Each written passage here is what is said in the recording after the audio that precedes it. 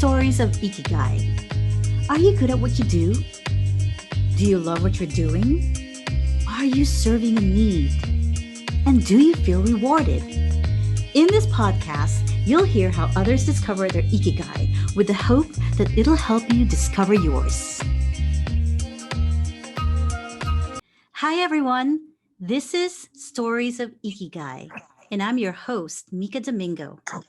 I'm honored and excited to introduce you to my friend Rosie Torres, a brilliant attorney, inspirational leader, and champion of women's and immigrants' rights.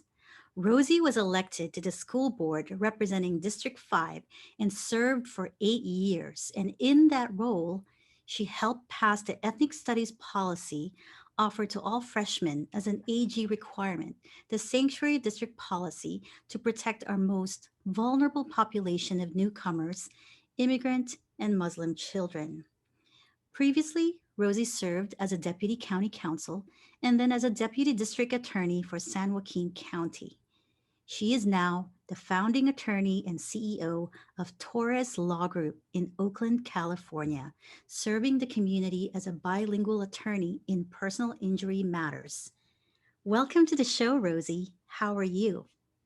I'm great. Thank you for having me, Mika. I'm so excited to have you on the show.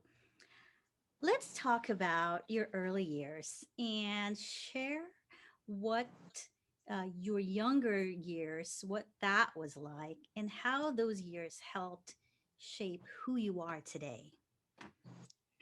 Well, younger years, I think one place I typically start when I look back at what formed me into the type of attorney, the type of woman, mother, wife, the younger years being the teenage years were a period of time that was very stressful.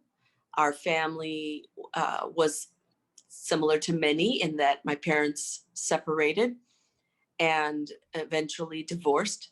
It was tumultuous at best. The family dynamics were that my mother did not work when my father was still in the picture. He made a very good living and was working in business.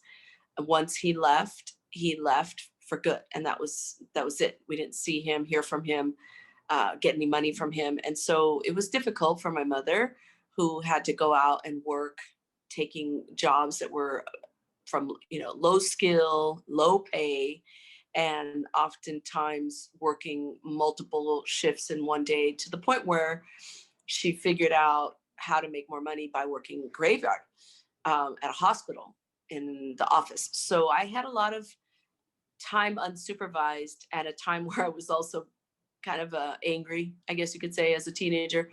And I got into a rough crowd. So high school and middle school, when my father left, turned me into a very different person. So I was not studious, I was not focused, and I was hanging out with a crowd that was at times dangerous, involved in things that got people suspended or even expelled. And that was my way of pushing back, if you will. And ultimately, my mother was doing something very positive for herself, which is that she became a Buddhist when I was a little girl, 5, 6 years old. And at the time, I pretty much hit my head against the wall with school and told her I wasn't going anymore, and she couldn't force me when I was a freshman in high school. She then said, well, I can at least take you with me to all of the Buddhist meetings. And it turned out to be the best thing, because there I met a very interesting and unique array of young women in their 20s who were career oriented, high school, college graduates.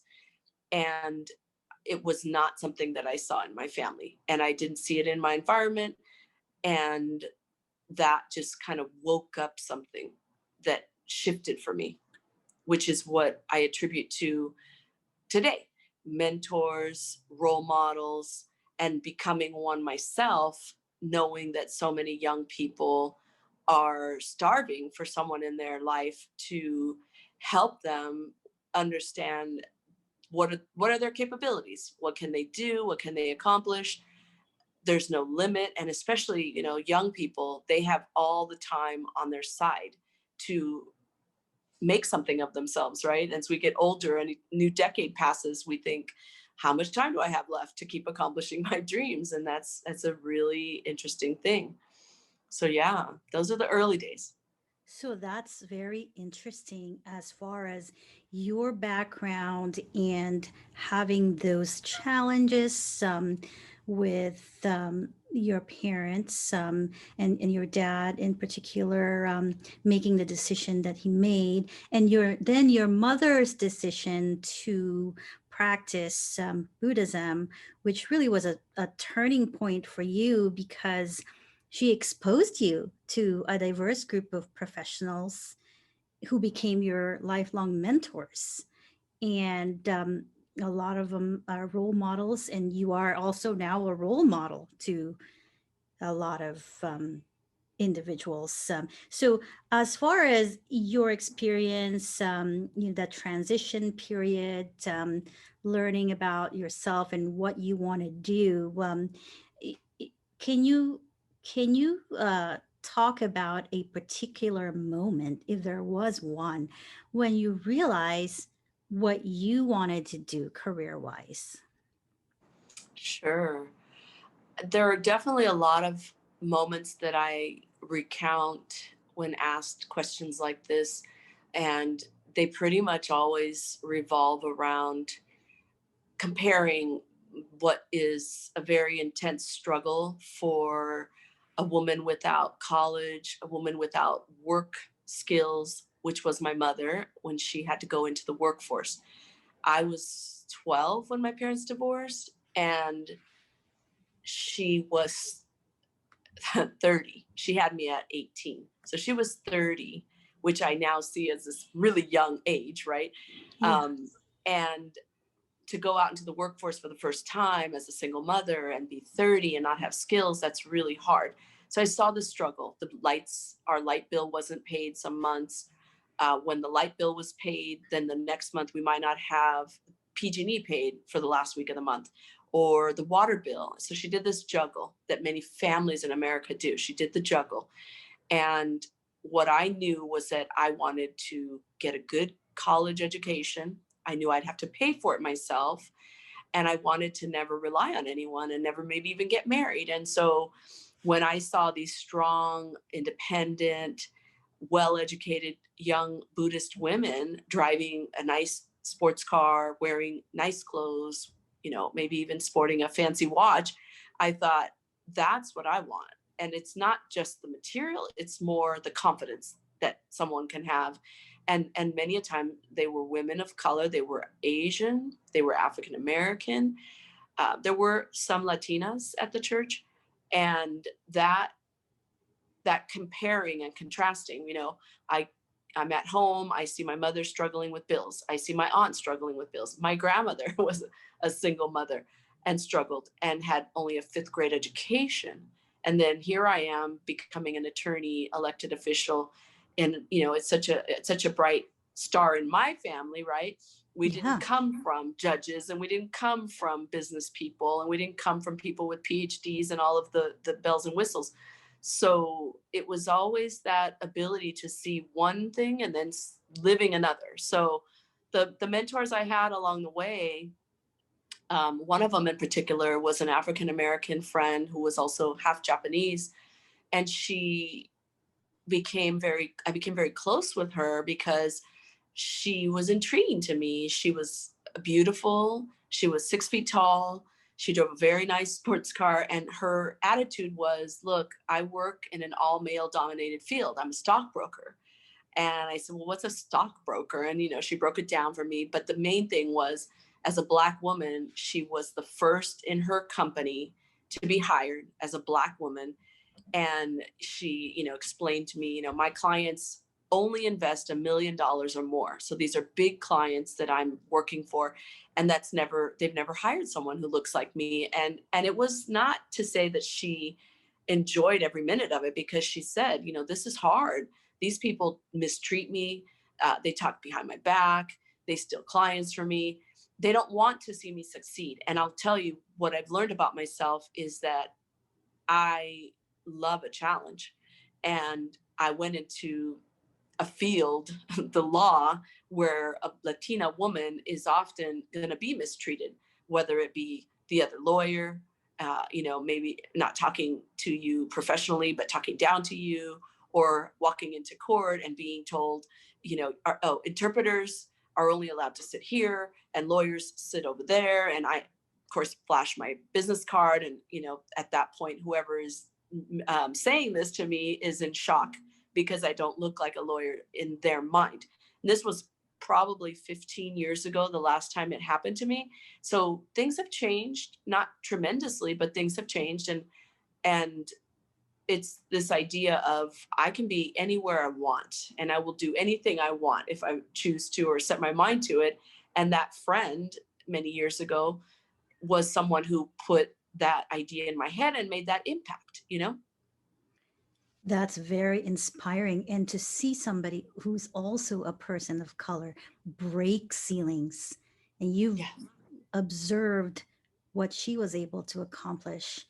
And even looking back at what your mother has done, she is definitely resilient. She's definitely a strong woman. And you are also resilient and strong. And you talked about some of these challenges as Latina woman who is in this field that is dominated by a certain classification, as we know, and being mistaken for a court reporter. And as you said, 15 years ago, it was more common to be seen as something other than an attorney, and you had to flash your card, your badge, just so somebody could confirm that you are an attorney. But that has changed now. But tell us about how you have continued to persevere despite those challenges. What were some of the things, some of the strategies that you use in order to tolerate or even get through, or even convince, if there was any convincing needed? And a lot of times there was, right? But how do you go through those challenges? How do you continue to win despite those societal expectations? Sure. One of the things I think that I'm so grateful for is my mother, my grandmother. They're very hardworking. Not having the education, not having the spouse, second income makes it to where you become very good at your job, very reliable. You're not going to miss work. You're not going to be one to call in sick.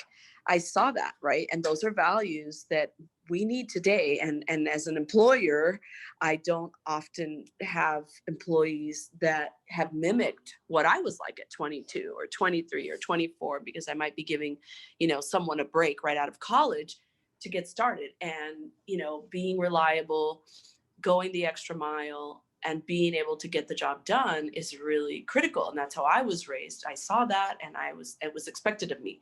Not so much in the academic setting, because my mother didn't go to college. She had me right after high school graduation at 18. But the work ethic is inherent, right, from my family, that I'm extremely proud of, including my grandfather, who was a gardener after being a farm worker and so on, coming from Mexico. My coupling my work ethic with my faith and my Buddhist practice, which also begins to expand, the aspects that you want to see, right? The aspects you want to manifest. And one thing I definitely knew I wanted to manifest was appreciation for what I was being exposed to, appreciation and giving back to the people that were in my life, like these mentors, these women. And so knowing like I can be that for someone someday.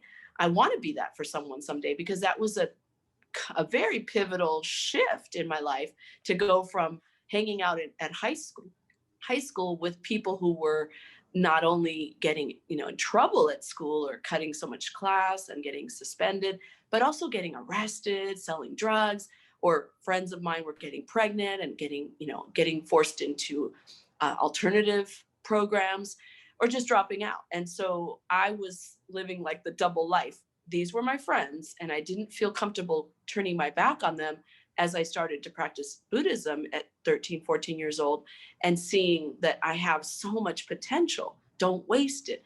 Don't be, a fool. But I was caught. I was always caught in the middle. And then by the end of high school, I completely disappeared from all that, those friends, because I started community college.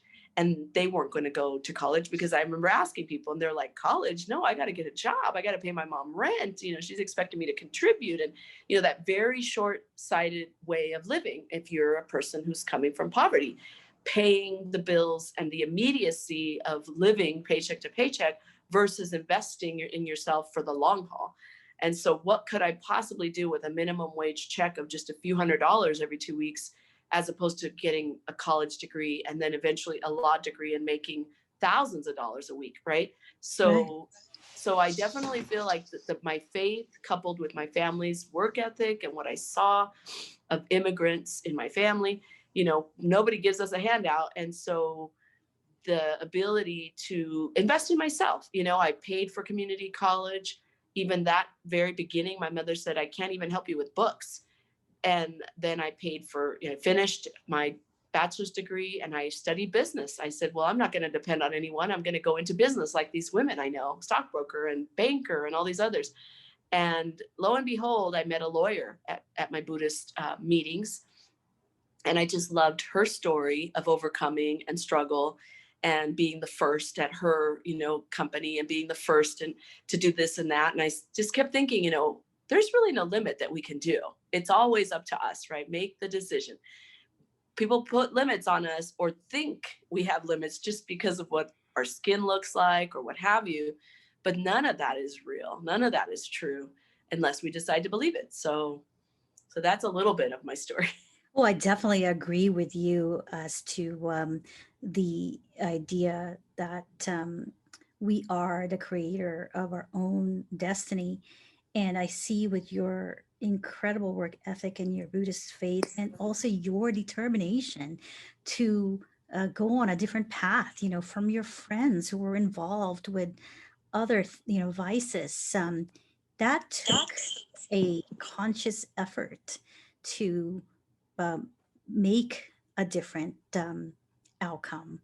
And your Buddhist practice definitely has a lot to do with that. And going from your community college and studying business and then meeting your mentor who's encouraged you to pursue a career in law, as we know, you're not only this amazing attorney and amazing employer, you are also, you have devoted your life to public service, and more recently, your 8 years of service with District 5.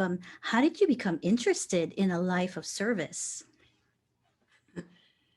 Well, I think that what has been an interesting reality for me is that when I reach a certain level of accomplishment or plateau and state in my life, that I feel very grateful and I feel very, how do I say it? I feel very grateful and I feel very blessed to have manifested the things that I begin to dream about and not having thought that was going to be my life. I could not imagine talking to my 13-year-old self who was already starting to cut school in middle school and whatnot.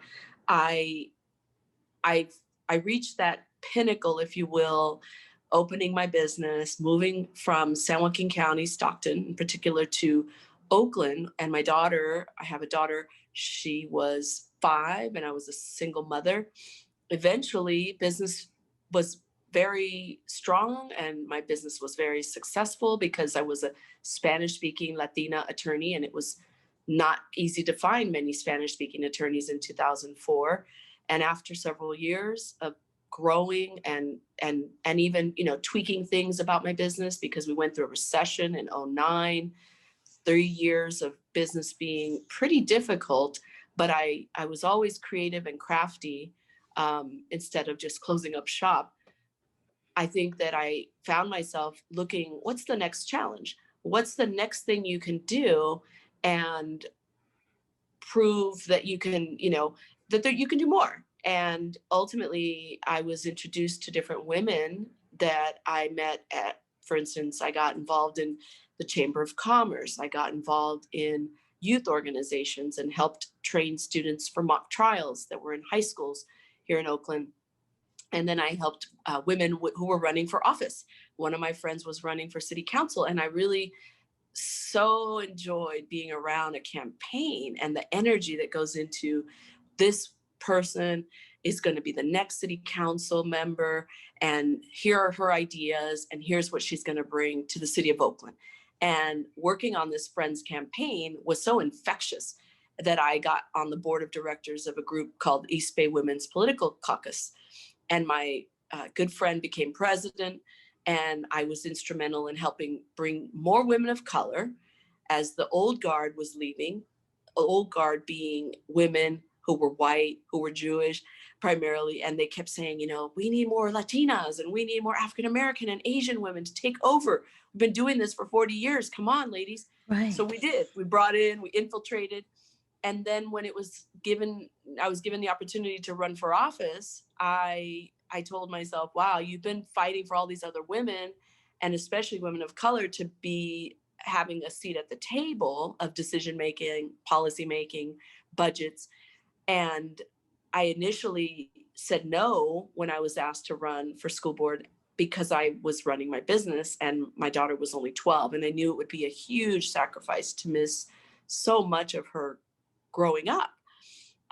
And I tried to say no multiple times, multiple people asking. And in the end, I couldn't find anyone else that would say yes. And the person that was leaving the school board was the only Latino. And then it was basically coming down to that racial factor. If he was leaving, there would be no Latino voice. And the kids in Oakland currently comprise the majority. So back then it was 40%, and now it's like 45% of all students. And I just said, there's no way there could be no Latino of 7 board members. That's impossible. I can't let that happen. And so I ran on that sentiment. And absolutely, you needed to increase the pipeline. You were the person that was destined to serve in that role. And For sure. as far as your work, I can imagine a lot of decision making as an elected official. What do you consider your most impactful work as an elected official? I think there's the things that are very difficult to measure. One of them being the kids that you come into contact with, from all ages, because Oakland Unified is a kindergarten to 12th grade district, as opposed to some that are just elementary or some are just high school. When I spoke with students who were older, high schools, and gave presentations or talks, I always made sure they understood who the 13-year-old Rosie was, the one that was dropping out of freshman year high school, who had friends who were on the rough side, doing things that we shouldn't have been. And now I'm your elected official who's here to make policies that you want, that you believe should be changed, and that you value. And a district with, something like 53 languages spoken. People live here from all over the world. And mostly the new kids are refugees, immigrants, undocumented. It's not San Ramon. It's not, places where it's primarily kids who have, been born in America and have lots of financial security. And that's that personality again of it. This is a huge challenge. How do you meet all these different kinds of people where they are? So I feel very blessed that I grew up as a Buddhist, because I have practiced shoulder to shoulder with people from all over the world in my Buddhist practice. So being in front of kids who are from everywhere that you can imagine was no different. And so respecting each one of these children's backgrounds, culture, difference, even if I don't understand it, came very natural. And I really enjoyed that. And I think that the teachers and principals were always really impressed with my connection with kids. So easy. But the policies, ultimately, based on my background, based on who I am as a progressive minded person politically, I was always looking to pass policy that would make the biggest impact on the students with the greatest need. So students with the greatest need being kids in poverty, kids learning English, English learners, as they say, and special education students. And so however I could move the dial on their success, I felt that was my need to focus, because the wealthier kids with two parents at home eating a healthy dinner every night because there's plenty of money, and safety and security, even in housing, unlike most of the kids in Oakland Unified that have housing insecurity. I just felt that's the niche I need to focus on. Everyone else is going to be just fine. They're going to be, and I had a teacher say, if you focus on just the kids at the bottom 20% that are really struggling and suffering with, all kinds of post-traumatic stress from their country that's in war, everyone else will be just fine. And they're absolutely right. That's what I did. And what a wonderful gift you are to the community to have made such an impact. And the work that you have done continues to serve them, because those individuals you've helped with your policies, they are benefiting long term. They are able to see a bright future where they can go to college, they can pursue careers, they can look to you as their role model. They can look to the other people that you've mentored as role models, and it's a way for us to continue to have hope that there is going to be some progress. Yes, It's definitely. and it's Definitely. very inspirational. And as far as your life purpose, your ikigai, obviously you have discovered your ikigai. You have done incredible work as an attorney. You were a deputy district attorney, deputy counsel, and now you are CEO of your law firm and an employer. You provide jobs to others. How do you feel about having found what you really wanted to do? Well, it's funny. I think that people think that when they figure out some of their goals, some of their skills, right, that make them unique, they it's hard to figure out how to then implement. It's hard to go out in the world and make something of that. It's never easy, and it's way more work than anybody ever admits or has been able to tally, right? I think that it's the little pieces every day that make up the bigger picture or the stretches of growth in our life. And so on the school board, 8 years, I would say, if I had to add it up, 7.5 of the years up there were at times complete turmoil, because I was going upstream against the grain of keeping business as usual. When I knew it was in my final year, I was in my final year last January, that I couldn't leave without making my mark again, serving the students in the greatest need. Last year, I had the joy of reducing the budget completely, 100%, for monies spent on policing our students. And I removed the entire police department with the George Floyd resolution. And my colleagues said they wouldn't vote for it. And I know I always need 4 votes. And I put it on, and we put on enough pressure through the community. And we got a unanimous vote of 7-0. And we Wow. removed the police department. And so kids can now eventually go back to school when COVID is over, and they won't have to roam the halls from class to class with a police officer also roaming those halls, making them feel uncomfortable or insecure, or as if they've done something. So having done that, knowing how scary it was and how difficult it would be, and definitely was not going to be liked by everybody, I think the key message is you find out what you are supposed to do with your life, and there's a long line of people to say you can't, you won't, you shouldn't, and you completely go for it anyway. That's a good sign, Right. actually. Absolutely. And there are going to be people along the way who don't want you to succeed. Right. But there are a lot more who want you to succeed, and you can focus your energy on those who support you. Right. and that Right. helps with your success. And I know there are some out there who struggle with finding their life purpose. Do you have anything you'd like to share with them as far as, how they can go about finding their true life purpose? Yeah, I think the thing is that it is not a destination, right? Finding your life purpose is it's a continuum throughout our lives. And so I think the fact that I'm off the school board after 8 years, I miss the school board to the extent that I'm helping students in a direct way, policymaker, one-on-one with students, what have you, fundraiser for events. That's a direct impact. However, I haven't gone away because I'm still keeping an eye on things that are coming for, future elections, future policies to pass. And I think it's a matter of something I read the other day that I've heard over and over from different people, mentors, therapists. Our life is typically a process of elimination. We figure out what we don't want, and that gets us closer and closer and closer to what we want. So we don't want to be in a relationship where there isn't mutual respect or there's even abuse. We don't want to be at a job where we're paid very little, but we're adding a lot of value.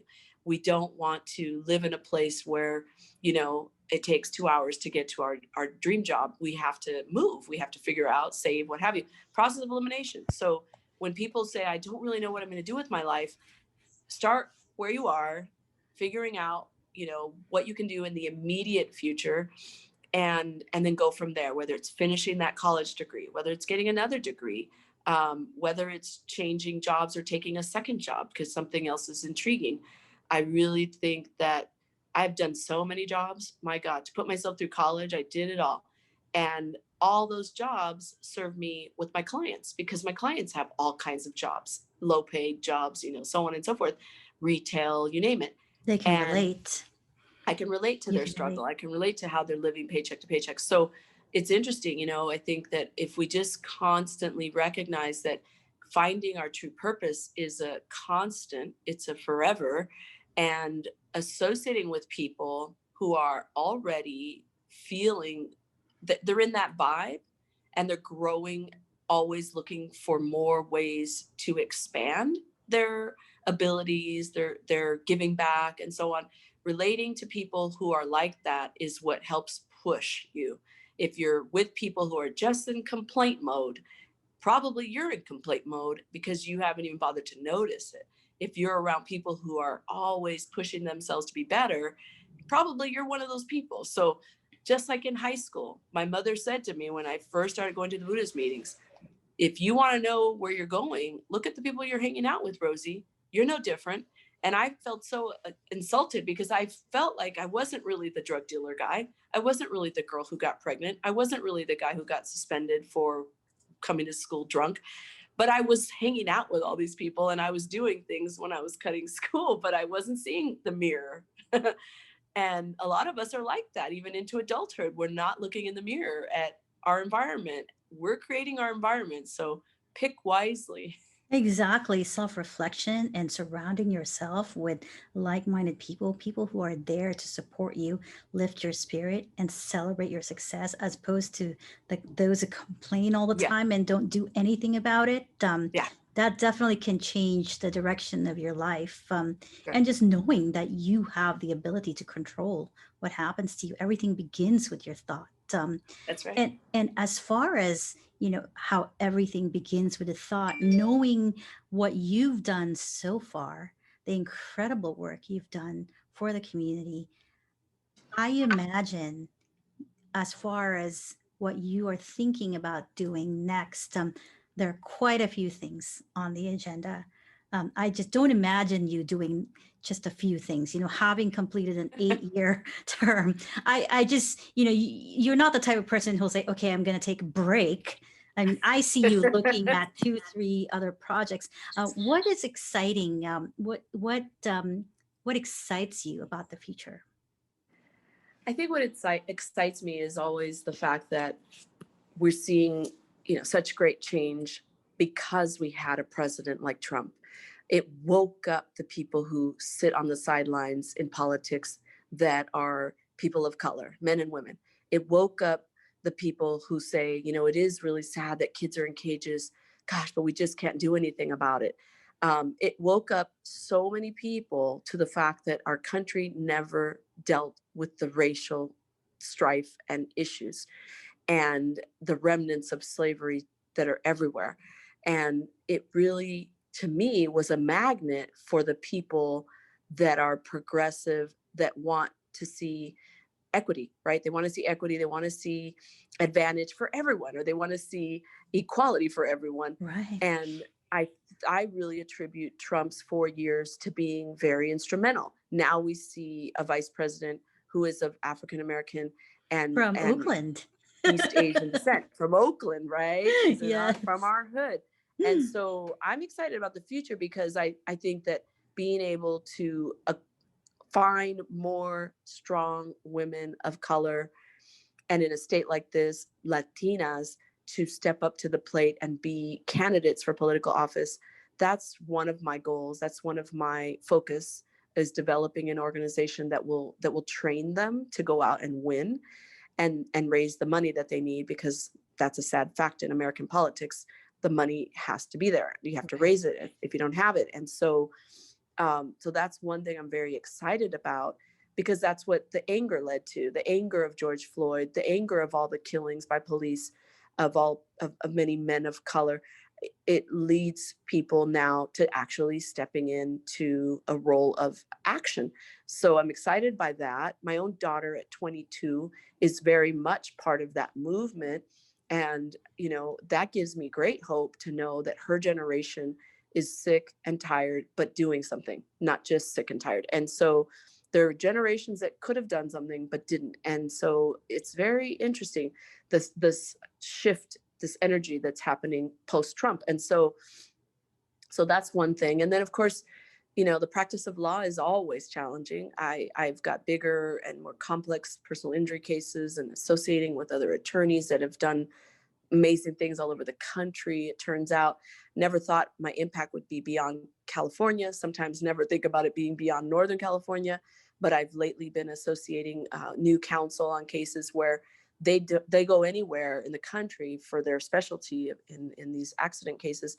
And so I think I'm going to get pushed hard this year to grow my legal skills.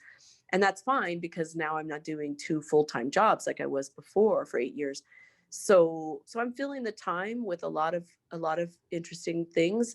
And then I'm also just excited by the fact that with age comes wisdom, right? With age comes wisdom. Absolutely. And being able to know what my limits are, but also being able to say no, because everybody wanted a piece of me at the end of my term, and be on this board, and come do this and come do that. And being able to say no to people and find them someone else to ask, or just recognize that you can't do everything and do it perfectly the way you want. You can do a few things, and you can do them kick-ass. And that's what we all should be striving for, because then we can really change our society, right? If everybody does a little bit. Oh, absolutely. If everyone contributes, and for those of us who want to create more impact, it's also important to conserve our energy, because when you're depleted, that doesn't serve anyone. So it's wise that you've been able to make that decision to say no to some of the offers you've received after you served your term, and you're still continuing to assist these organizations. Thank you so much for today, for sharing with our listeners your story. I really appreciate you being on the show, Rosie. Thank you so much. I really feel blessed and honored. I mean, it's my first ever recording on a podcast, and I'm just so proud of you for putting yourself out there and being someone who is also a pioneer, blazing a trail as an attorney, as a woman of color, owning your own firm. Everything that you're doing is equally inspiring. And so it's really great to be a guest on someone's podcast that I admire so much. I am so thankful for you. I can remember watching you in court when I was clerking for Judge Krishna and thinking, wow, look at this Latina woman. You took command of the courtroom. And later on, I realized that you are married to my law school friend, Martine. And what an incredible support you have been, and an amazing sponsor even for SGI and our Buddhist practice. And I really do want you to know how much I appreciate you. And I'm so glad we had a chance today to chat. And I'm looking forward to sharing more of our stories. Great. I appreciate it. Let's do it.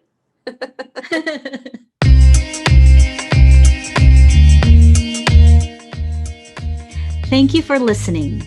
Stories of Ikigai is brought to you by MS Domingo Law Group.